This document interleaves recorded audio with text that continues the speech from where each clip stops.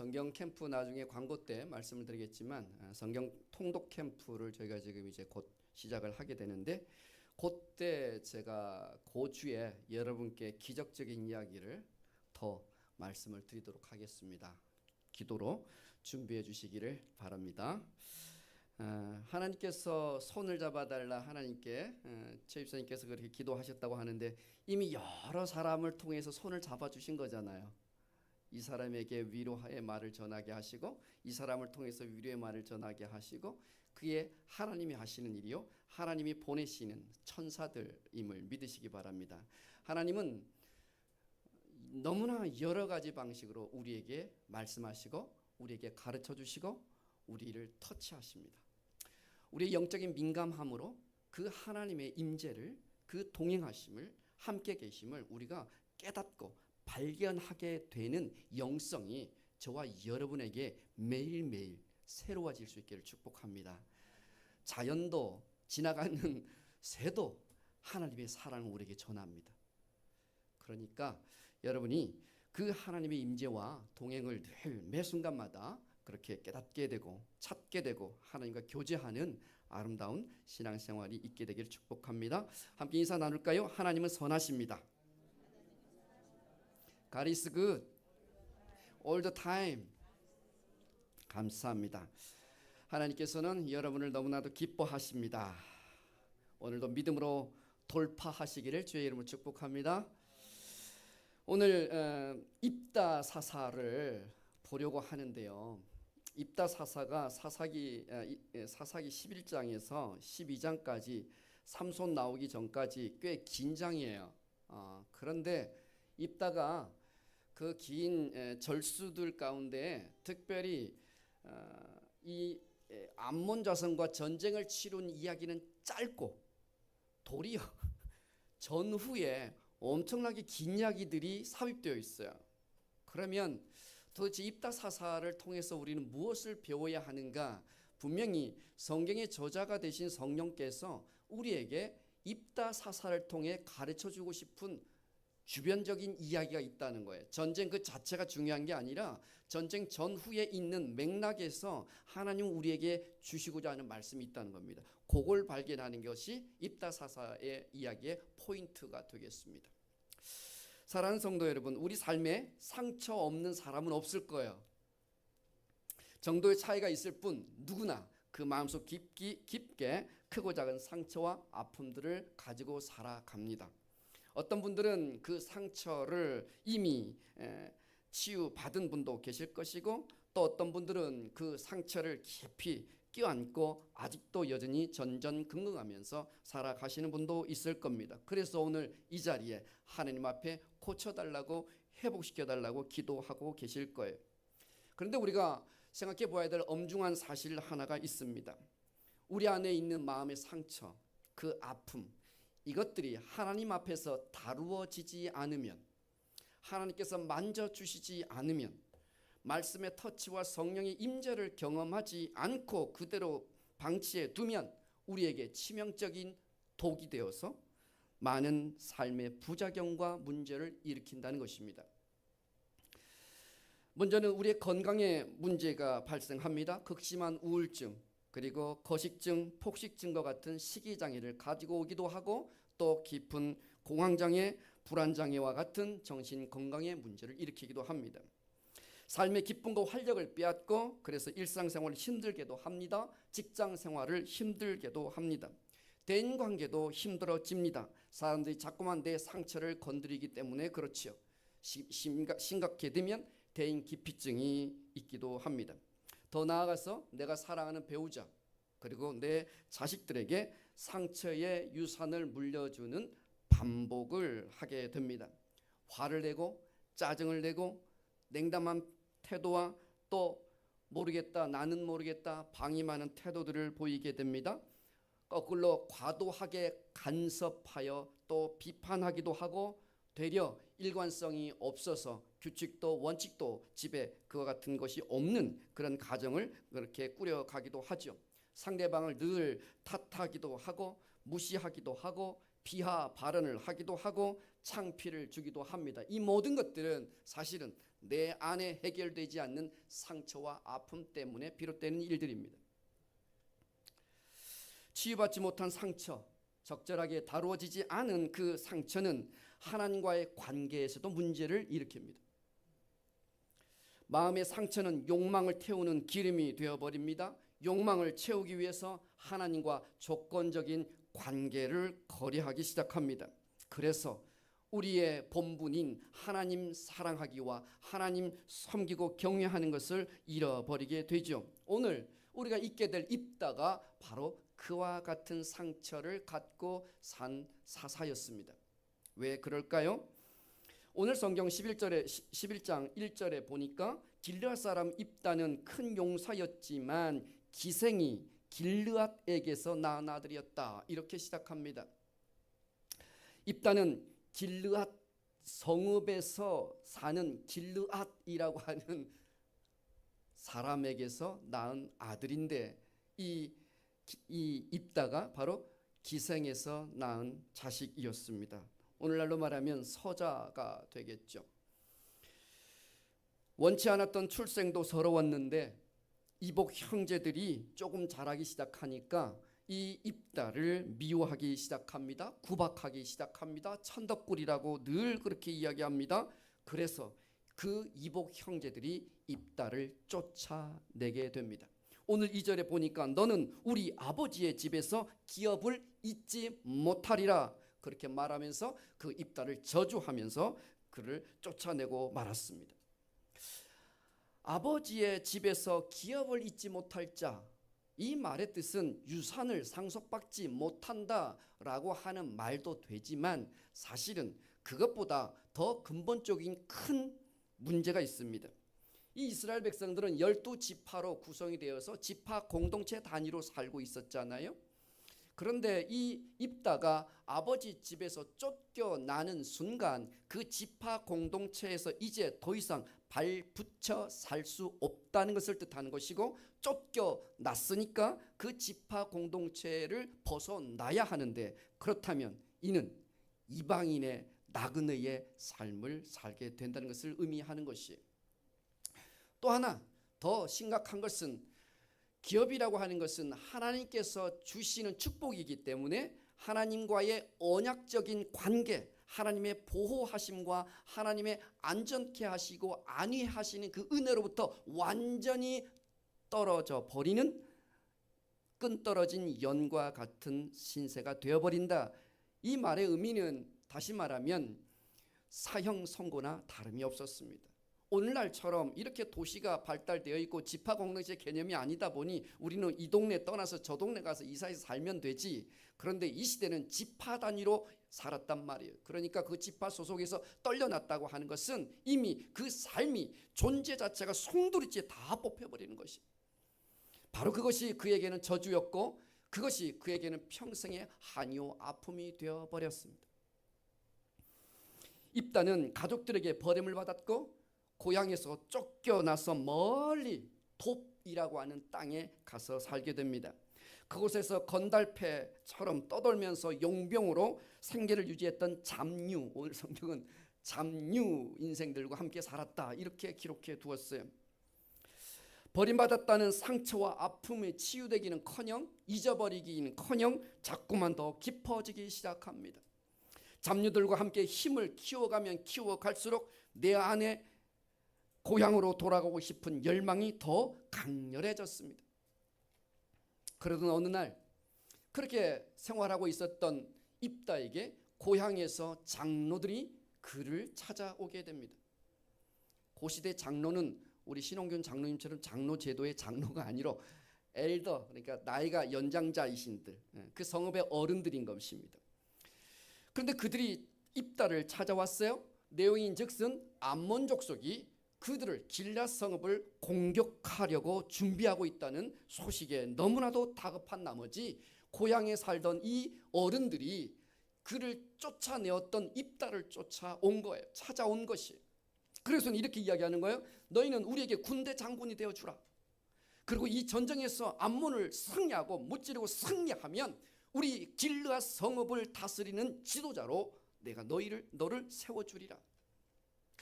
입다는 잡녀들과 함께 무엇을 꿈꾸고 있었다고요? 다시 돌아가리라. 쫓겨났던, 버림받았던 바로 그 고향으로 내가 돌아가리라. 가서 내 이 아픔, 내 이 상처, 이것들 내가 보상받으리라. 그는 잡녀들과 함께 수년 동안 그것을 꿈꿔오고 있었는데 이건 웬걸, 넝굴채 그 기회와 찬스가 온 거예요.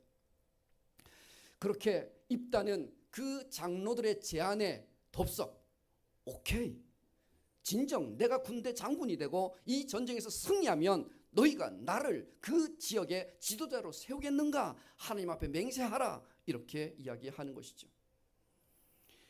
마음속에는 이스라엘 자손을 구원하는 공적인 사사의 역할보다는 도리어 내가 이 전쟁을 승리하여 개선 행군을 하리라.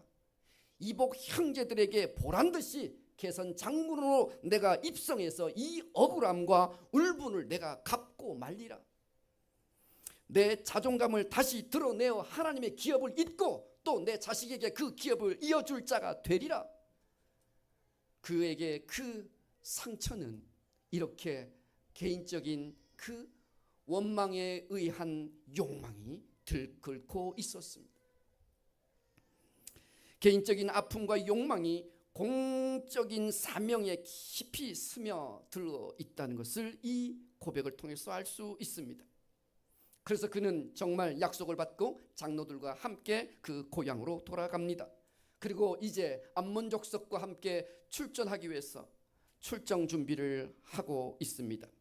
그리고 그날 출정을 앞둔 날 그가 하나님께 서원 한 가지를 하게 됩니다. 오늘 우리 성경 본문은 읽지 않았지만 입다는 암몬과 전쟁을 반드시 이겨야만 했어요. 이 승리는 그에게 너무나도 절박했습니다. 이 절박함, 간절함, 그 욕망이 공적인 사사로서 하지 말아야 할 서원을 하나님 앞에 내뱉고 말았습니다. 그 내용이 뭔가요? 30절과 31절 성경 본문 한번 잠깐 띄워주시겠어요? 한번 읽어보시는 파란색만 시작. 만일 주께서 암몬 자손을 내 손에 넘겨주시면 내가 암몬 자손에게서 평안히 돌아올 때에 누구든지 내 집 문에서 먼저 나를 맞으러 나오는 그 사람은 주님의 것이 될 것입니다. 내가 번제물로 그를 드리겠습니다. 이렇게 출정하기 직전에 하나님 앞에 입다가 서원을 했습니다. 내가 이 전쟁에서 승리하여 돌아올 수 있게 해 주신다면 이 승전 소식을 듣고 나를 맞으러 오는 제일 첫 번째 사람을 내가 하나님께 번제로 드리겠습니다. 사실 입다는 하나님 앞에 이와 같은 서원을 했지만 엄연히 이 말씀을 곰곰이 다시 읽어보면 이것은 서원이라기보다는 계약입니다. 조건적인 계약이에요. 말로는 여호와의 신앙을 고백했지만 사실은 그 동기를 들여다보면 사적인 욕망을 이루기 위해서 하나님에게 조건을 내걸고 있는 것이에요. 만일 여호와 하나님께서 이 전쟁에서 승리하게 하시면 이것은 헌신의 언어를 쓴 욕망의 계산이었죠. 하나님의 사랑과 은혜를 협상 테이블에다가 올려놓는 죄를 지금 범하고 있는 것이에요. 또 소중한 것을 희생시켜서라도 내 욕망을 꼭 이루고야 말겠다고 하는 이기적인 발상이 그 입다 속에 있는 것을 발견하게 됩니다.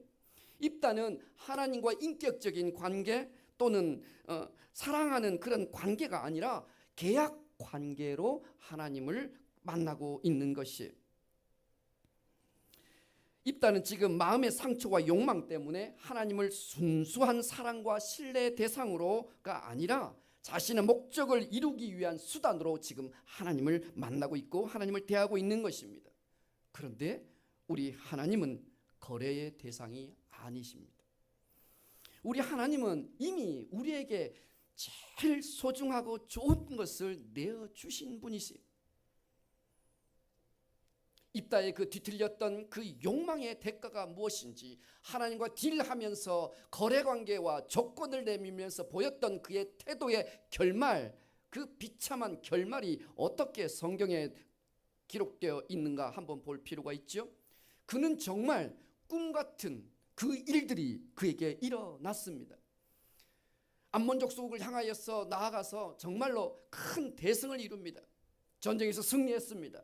그리고는 이제 고향 땅을 향하여 길다 성읍을 향하여 금이 환영을 합니다. 이제 그의 인생의 역전의 꿈이 실현되는 바로 그 순간이었습니다. 그런데 그 기대는 통곡으로 바뀌게 됩니다. 왜 그럴까요? 개선 장군으로 군대를 이끌고 길다 성읍으로 쫙 하고 들어오는데 제일 먼저 소고를 치며 춤을 추며 그 개선 장군으로 오시는 그 장군을 맞이했던 사람이 누구였어요? 누구예요? 하인도 괜찮고 부인도 괜찮은데 하필 딸이 제일 먼저 개선 장군으로 오시는 아버지를 환영하러 뛰어나오는 거예요. 딸이. 그런데 그 딸이요, 무남 동녀 외동딸이었습니다. 그 집에 자식 딱 하나 있는 그 무남 동녀 외동딸이 아버지가 그 대승을 하고 들어오시는 개선 행유를 너무나 기쁜 나머지 소고를 치면서 그렇게 노래를 부르며 아버지를 환영하러 뛰어나온 것이에요. 그 아버지 입다는 그만 그 사실 앞에 마음이 산산조각 나버립니다. 35절 말씀 한번 우리 읽어볼까요? 시작. 입다가 딸을 보고 자기 옷을 찢으며 이르되 어찌할꼬 내 딸이여, 너는 나를 참담하게 하는 자요 너는 나를 괴롭게 하는 자로다. 내가 여호와를 향하여 입을 열었으니 능히 돌이키지 못하리로다. 가슴이 찢어집니다. 하나님께 이 전쟁에서 나로 하여금 승리하게 하시면 나를 맞으러 오는 제일 첫 번째 사람을 내가 아버지께 드리겠다고 서원을 해 놓았기 때문에 이 서원 기도는 하나님 앞에 철회될 수 없었던 기도였거든요. 그러니까 이제 이 입다 그 생각 속에, 가슴 속에 너무나도 많은 생각들과 고민들이 생긴 거예요. 그래서 그 딸을 쳐다보면서 마냥 기뻐할 수가 없는 것이죠. 어찌할꼬 나의 이 망언 때문에, 나의 이 실언 때문에, 나의 이 기도, 잘못된 기도 때문에, 나의 그 욕망 때문에 내 딸아 어찌할꼬. 욕망이 불러온 대가는 참담한 겁니다. 그의 실수는 돌이킬 수 없는 가문의 슬픔이 되고 말았어요. 딸의 최후에 대한 해석이 참 많습니다.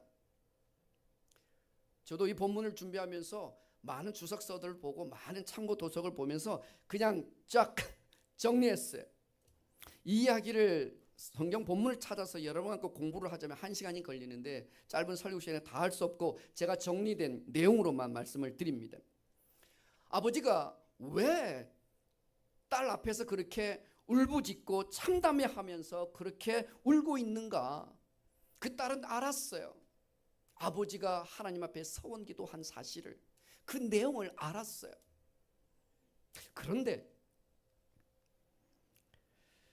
이 성경 본문을 가만히 이제 제가 보니 분명 이 입다는 개선 행렬에 제일 먼저 나와서 환영해 줄 사람이 누구인지 대략은 예측했을 거라 생각을 해요.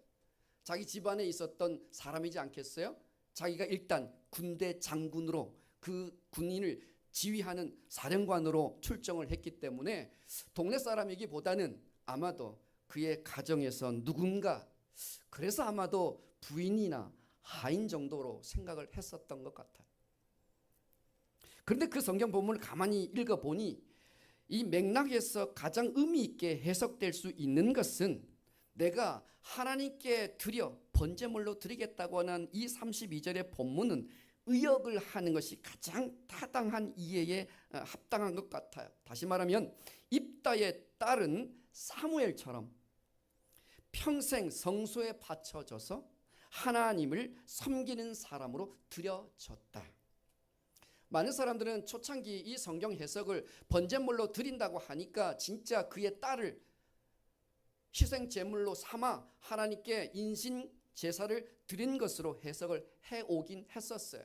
그래서 이것이 성경 해석에 있어서 또 설교자들에게서 매우 어려운 난해한 본문이었습니다. 아직도 이렇게 보는 분도 계시고, 아니 저처럼 의역하시는 분도 계세요. 생각해 보면 번제로 드린다고 하는 말은 희생 제물로 드린다고 하는 것이죠. 하나님께 올려 드린다면 의미가 있는 것이에요. 구약 레위기의 제사의 법에 의하면. 그러니까 지금 입다 사사는 하나님의 영이 임하여 하나님 앞에 서원을 할 때 그에게 여호와 신앙이 있었던 사람으로서 인신 제사는 이교 신앙이기 때문에 그것을 염두하여 말한 것이 아니라고 하는 사실을 저는 지지합니다. 그렇다고 한다면 그를 희생 제물로 삼아서 번제물로 태워 올리는 인신 제사를 드리겠다는 말이 아니라 이를 하나님께 온전히 올려드리겠다, 바치는 사람이 되게 하겠다, 이 뜻인데, 이 말의 의미는 성소에 가서 평생 하나님의 성소에서 봉사하는 삶을 살게 하겠다라는 뜻입니다. 사무엘이 그렇게 살았잖아요, 평생.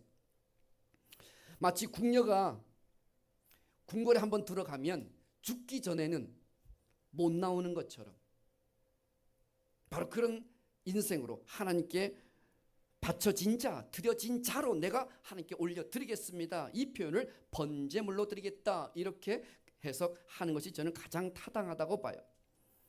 입다는 옷을 찢으면서 이 참담한 상황을 통곡합니다. 두 가지 이유 때문에요. 하나는 품에 품고 있었던 사랑하는 무남 동료 외동딸을 이제 하나님의 성소에 평생, 결혼도 시키지 못했는데 결혼해보지 못한 이 처녀를 평생 이제 성소에 내어드려야 하기 때문에 생이별을 해야 하는 그 슬픔과 아픔 때문에 통곡했던 이유가 첫 번째고, 두 번째가 더 중요한데 그에게 이 상황이 왜 이렇게 참담했는가? 두 번째 이유는 뭐냐니까, 무남동료 외동딸을 성소에 이제 평생 하나님께 바치게 되었으니 기업을 이어줄 자녀가 이제 없다는 것입니다.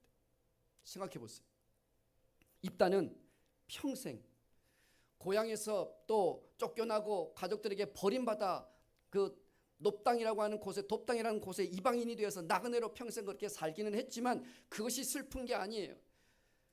그것보다 그의 마음에, 가슴에 대못이 박혀서 한이 된 것은 뭐냐면, 내가 하나님의 언약 백성이 아니라 하나님의 그 유업을 잊지 못할 저주받은 사람이 되었고 그런 인생이 되었다는 것이 그의 평생의 한이었거든요. 이제 그가 전쟁에서 승리하여 그 고향 땅, 그 성읍의 장로들이 약속했던 것처럼 이제 지도자가 될 수 있었고, 그 아버지의 집안에, 가문에 다시 복귀하여 내가 그 가문의 유산을 상속받고 그 같은 언약 백성이 될 수 있어서 하나님의 기업을 이을 자가 이제 되었는데, 그런데 이 기업을 이어받을 내 자식이 없게 된 거예요. 이것이 입다가 그 골목에서 춤추며 기뻐하며 뛰어나온 딸을 보면서 두 가지 생각을 그렇게 하니까 너무나도 이 상황이 참담한 거야. 평생 하나님의 기업 이을 자가 내가 다시 되겠다고, 그 권리를 회복하겠다고 그렇게 평생 품고 살아서 이제 그 일이 이루어질 것 같은 바로 그 순간에 내 딸을 잃게 되었으니까 그것이 그에게는 너무나도 통탄할 일이 된 겁니다. 뭐예요? 입다 그 스스로의 그 욕망 때문에, 그 욕심 때문에, 그 실언이 결국 내 사랑하는 하나밖에 없는 딸을 잃어버리게 된 그런 일이 되었던 것이죠. 사랑하는 여러분, 우리도 하나님과 얼마나 많은 거래를 하고 있는지 몰라요. 하나님을 사랑해서가 아니라 내 성공과 내 욕망을 이루기 위해서 하나님께 무수히 많은 조건을 내거는 실수를 참 많이 합니다. 하나님, 이번 계약을 성사해 주시면 교회에 충성하겠습니다. 하나님, 승진하게 해주시면 꼭 주일 성수할게요. 하나님, 제 병을 고쳐주시면 새벽 제단 쌓는 거 제가 평생 해보겠습니다. 하나님, 로또에 당첨되게 하시면, 하나님, 매출이 달성되면, 하나님 이 프로젝트가 끝나게 되면 이 일만 성사되게 해 주시면 11조도 내고 감사 예물도 드리고 가난한 사람도 돕고 교회의 필요를 제가 채워드리겠습니다. 언뜻 헌신적인 기도인 것 같은데 이 모든 것들이 내 욕망을 채우기 위한 이기적인 발상 아닙니까? 먼저 내 편에서 자원하는 헌신은 찾아볼 수 없고 모든 것이 만일 하나님이 해주시면 그러면 제가 해드릴게요 라고 하는 조건이 붙어있는 계산적인 사랑입니다. 그러나 거래하는 사랑, 조건적인 사랑의 결말은 언제나 아프고 슬픕니다. 입다처럼 가장 소중한 것을 잃을 수 있습니다. 신뢰와 신의를 잃을 수 있습니다. 진실한 관계도 깨어질 수 있습니다. 그러므로 사명을 비켜간 욕망을 우리는 조심해야 합니다. 사랑하는 성도 여러분, 이 비극적인 순간에 입다의 딸이 정말 믿기 어려운 말을 하는 것이 더 놀랍습니다. 여러분 같으면 내 동의도 받지 않고 나에게 미리 말도 안 해주고 우리 아버지가 나를 평생 하나님께 바치겠다고 말씀하신 것을 알았다면 여러분은 어떻게 하시겠어요? 대답을 안 하시는 걸 보니까 나는 동의할 수 없다. 나는 그 말을 수용할 수 없다. 그냥 그 기도는 아버지께서 알아서 책임지세요. 그냥 아니면 그 서원 기도를 철회하시든지 알아서 하세요 하고 토끼며 도망가실 것 같은 기세이신데 그런데 오늘 입다의 그 고백이 참 우리에게 가슴을 먹먹하게 해요. 36절에 보니까 아버지여 아버지께서 여호와를 향하여 입을 여셨으니 아버지의 입에서 내신 말씀대로 행하소서. 그러니까 아버지께서 서원하신 대로 그 약속을 하나님께 지키세요. 제가 그 희생이 되겠어요. 제가 그렇게 영원히 하나님 앞에 평생 드려지는 인생으로 그냥 살게요 라고 그렇게 그 딸이 그렇게 고백을 하는 것이죠. 이 큰딸은요 무남동녀잖아요. 여러분 혹시 자녀들 중에 우리 부모님이 제일 많이 자기의 속내를 이야기하고 고민과 뭐 이런 여러 가지 것들을 앞으로의 계획들도 이야기하시는 자녀들이 몇째예요? 집에서? 첫째. 가운데는 빼고 가운데는 별로 의미가 없더라고요. 그러면 막내. 첫째나 막내 중일 텐데 어느 편에 더 많습니까? 우리 부모님들은 누구와 더 많은 자기 속내를 이야기하시죠? 첫째. 네. 뭐 순서와 상관없이 가장 신뢰할 만하고 가장 가까이 자주 찾아오는 자식한테 그럴 수도 있습니다. 더 많이 더 자주 찾아뵈세요. 유산이 조금이라도 더 있을 수 있잖아요. 아마도 이 무남동녀는 그의 아버지 입다의 평생의 한의 이야기, 자기의 그 슬픈 그 아픈 상처의 이야기를 다 듣고 알았을 거예요. 아버지의 그 깊은 트라우마와 평생의 한을 누구보다도 잘 알았던 딸이었어요. 가족에게 버림받았고 고향에서 쫓겨났고 그래서 빼앗긴 권리를 되찾고자 평생 그 간절함으로 살았던 우리 아빠. 비록 그 서원 기도가 하나님의 뜻은 아니었을지라도 아버지의 그 실수와 수치를 온몸으로 덮어주려고 했던 딸의 마음이 이 본문에서 보입니다. 그래서 그 딸을 가만히 묵상해 보니까 마음이 울컥해요.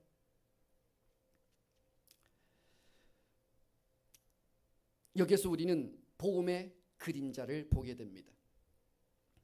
못난 아버지의 잘못과 허물을 자기 온몸으로 감당하려는 그 딸의 모습에서 예수 그리스도의 십자가 사랑을 발견하게 됩니다.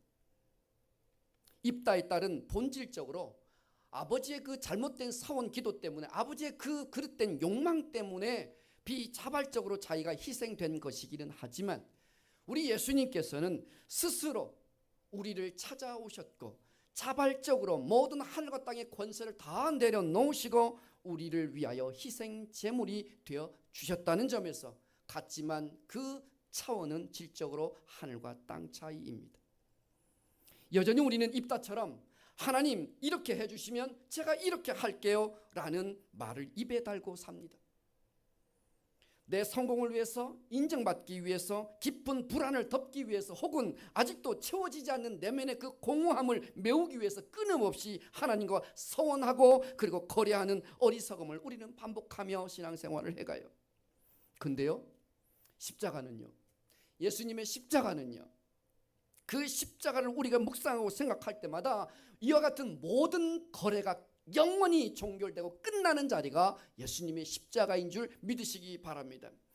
로마서 5장 8절에는 우리에게 분명하게 이야기해서 우리가 아직 죄인 되었을 때에, 우리가 하나님을 알지도 못할 때에, 우리가 예수님을 알지도 못할 때에 그 하나님은 그리스도 예수를 우리 위하여 죽게 하심으로 우리를 향한 그 하나님의 사랑을 이미 확증해 주셨느니라.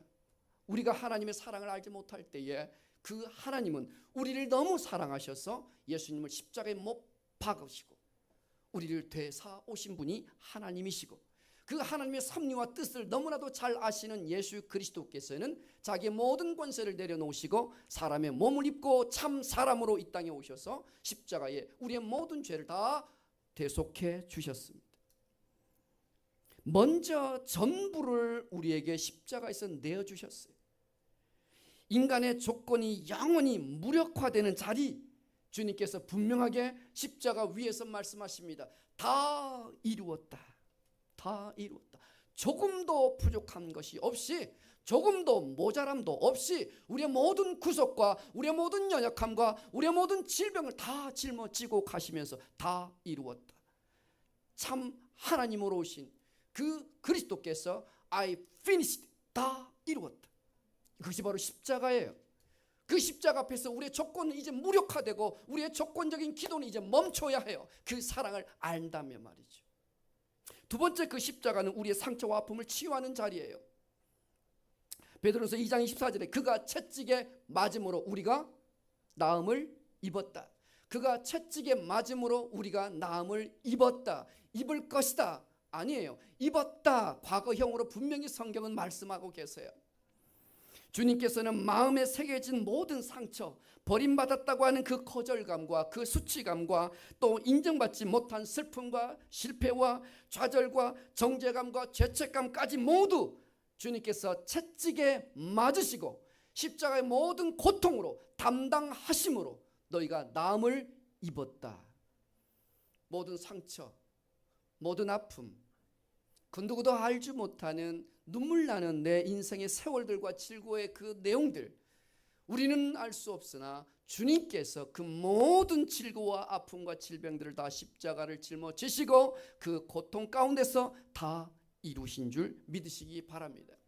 마지막 십자가는 어떤 자리예요? 바로 십자가는 우리의 욕망의 멍에가 꺾이고 성령의 그 자유를 누리는 자리가 바로 십자가인 줄 믿으시기 바랍니다. 우리 안에 있는 그 마음의 상처는 육신의 욕망을 자꾸만 부추깁니다. 그 욕망은 깊은 수렁으로 우리를 자꾸만 이끌어 갑니다. 그래서 죄와 사망으로 우리를 이끌어 가지요. 우리 스스로는 도무지 그 수렁에서 벗어날 수 없는데 우리 주님께서는 진리가 너희를 자유케 할 것이다. 요한복음 8장 32절에 분명히 우리에게 말씀하세요. 선언하세요. 이 진리가 우리를 자유케 하시는 이 진리는 예수님의 십자가 복음인 줄 믿으시기 바랍니다. 이 십자가, 내가 짊어지고 너희의 모든 대속을 이룬, 그래서 모든 것을 이룬 그 십자가, 조금도 부족함이 없는 바로 이 십자가 복음이 너희를 자유케 하게 될 것이라. 이 십자가 복음 위에 우리 성령께서 역사하십니다. 그 성령께서 우리의 욕망의 결박을 다 끊어내시고 하나님의 자녀로 참된 자유를 누리며 살게 하십니다. 성령 안에서 우리는 세상의 욕망을 추구하는 대신 주님의 뜻을 따르는 기쁨으로 살 수 있을 것입니다. 사랑하는 여러분, 이 시대에 하나님께서 영적인 사사를 찾으십니다. 영적인 사사를 세우십니다. 아픔과 상처 때문에 그릇된 욕망으로 우리 가족들과 내 지인들과 이웃들과 직장 동료들을 힘들게 하고 아프게 하는 것들을 이제 십자가에서 멈추라고 우리에게 말씀하시고 우리에게 도전하십니다. 내가 그 모든 상처와 아픔과 질병의 질고들을 내가 다 짊어지고 십자가에서 다 이루었다. 성령 안에서, 진리 안에서 너희가 나를 만나면 내가 너희를 고치고 내가 너를 회복시키리라. 주님께서 우리를 이 땅에 하나님의 영적 사사로, 하나님의 구원의 메신저로, 십자가 복음의 그 전달자로 우리를 세우시고 우리를 삼으시고 그것을 증거 보여 주시기를 원하십니다. 저와 여러분이 예수님의 그 십자가의 사랑과 그분의 그 희생을 늘 묵상하고 그것을 기뻐하고 감사함으로 내 삶으로 받아들이고 그 삶을 살아내는 진리의 자유함을 얻는 저와 여러분 될 수 있기를 주의 이름 축복합니다. 주 예수보다 더 귀한 것 함께 우리 찬양합시다.